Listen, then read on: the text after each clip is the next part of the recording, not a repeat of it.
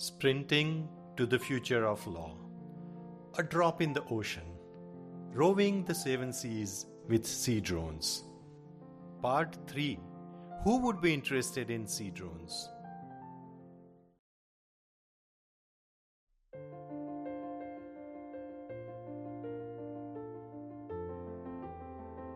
In the previous part of this issue, we discussed India's story with sea drones.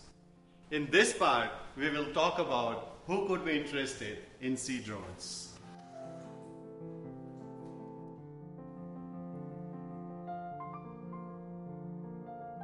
The military is the driving force behind the development and adoption of sea drones.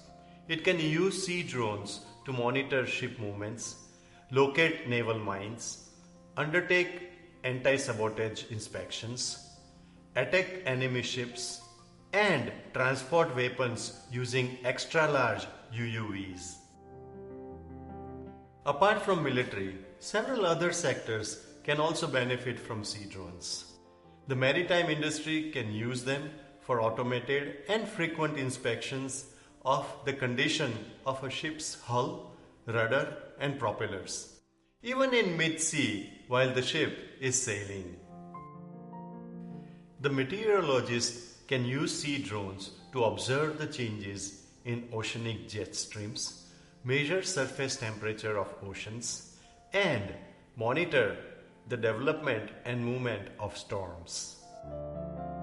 Sea drones can be used by oceanographic researchers and explorers for oceanographic surveys, studying endangered marine life, harvesting seaweed, and recovering lost objects.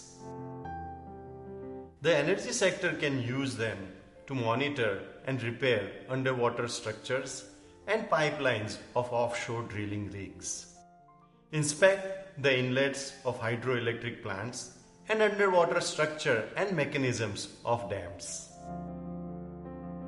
The telecom infrastructure company can use sea drones to install, inspect, and repair submarine telecom cables.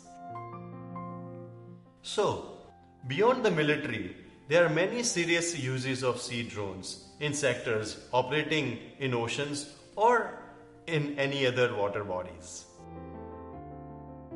In the next part of this issue, we will discuss some legal and regulatory issues with sea drones.